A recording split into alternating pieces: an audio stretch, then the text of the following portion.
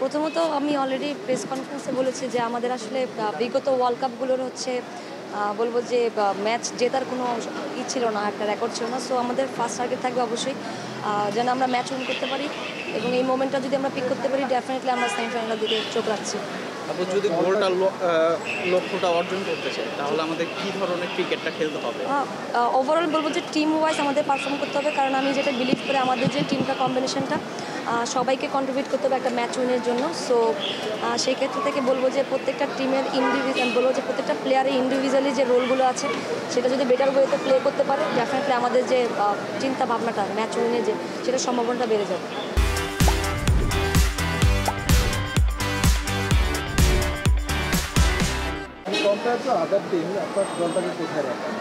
দেখেন আমার টিমে যেটা মনে হয় যে আমি one of the finest spin bowling attack আমাদের টিমে আছে এবং বলবো যে অল দ্য ইনগ্রিডিয়েন্টস আমাদের ভিতরে আছে এবং যে ব্যাটারদের যদি দেখি যে দু একটা ব্যাটারকে ইনক্লুড করা আছে যারা হচ্ছে ইন্টেন ওয়াইজ টি20তে যেটা হচ্ছে আসলে বেসিক্যালি যেটা রিকোয়ারমেন্ট থাকে সেটা আছে তাদের ভিতরে। সো তারা যদি সেই ক্যাপাসিটি অনুযায়ী খেলতে পারে এবং বাকি যে প্লেয়ারগুলো আছে তাদেরকে যদি সাপোর্ট করতে পারি সো আমি বলবো যে আমাদের জন্য ভালো হবে ওই স্টেজে ভালো ক্রিকেট খেলা।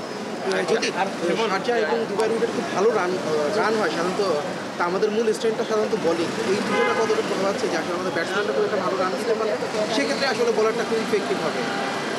22-এ যখন আমরা খেলেছি আমি দেখেছি যে দেখেন আমরা যখন সাউথ আফ্রিকাতেও খেলে আসছি ভালো উইকেটে কিন্তু আমাদের বেটাররা ভালো করে, ভালো স্ট্রাইক রেটেও খেলে। সো উইকেটটা ডেফিনেটলি ফ্যাক্ট।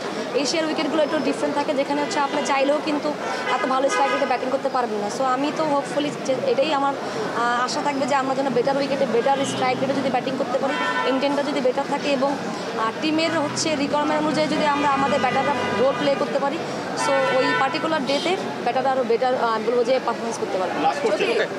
আপনি তো নিশ্চয়ই দেখতে পাচ্ছেন যে আপনাদেরকে দেখার জন্য কত গ্যাদারিং, নিশ্চয়ই আপনার মানে সবার একটা প্রত্যাশা আছে। আপনি দেশবাসীর উদ্দেশ্যে কি মানে কীরকম কিছু চান? প্রত্যাশা দেখেন আমি সবসময় চাইছি যে আমাদের মেয়েদের ক্রিকেটটার জন্য একটু আপডেট হয় এবং মিডিয়া বলেন মানুষ বলেন সবার জন্য ফোকাস করে। যখন এটা বাড়বে তখন দেখবেন যে প্লেয়ারদের ভিতরে একটা অন্যরকম মোটিভেশন কাজ করে, যেটা আসলে আমাদের সবাই এখন লুক আপ করতেছে, আমাদের সম্পর্কে মানুষ জানতে চাচ্ছে।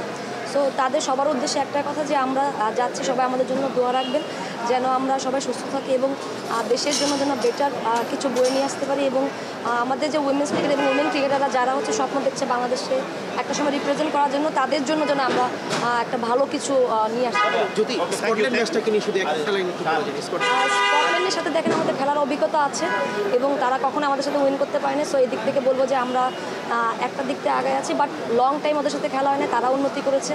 বলবো না যে অ্যাসোসিয়েট কান্ট্রি এখন বিকজ অফ তারা ওয়ার্ল্ড কাপে হচ্ছে কোয়ালিফাই করে এসেছে। সো তারাও মাচ মোর ক্যাপাবল। চ্যালেঞ্জ তো থাকবে বাট আমরা চ্যালেঞ্জ নেওয়ার জন্য প্রস্তুত। আলহামদুলিল্লাহ যে যেতে পারতেছি এটার জন্য। শ্রীলঙ্কা যেহেতু আমাদের খুব ভালো একটা প্রিপারেশন হয়েছে, সো আশা করি এই প্রিপারেশনটা আমরা মেন ম্যাচে কাজে লাগাতে পারবো।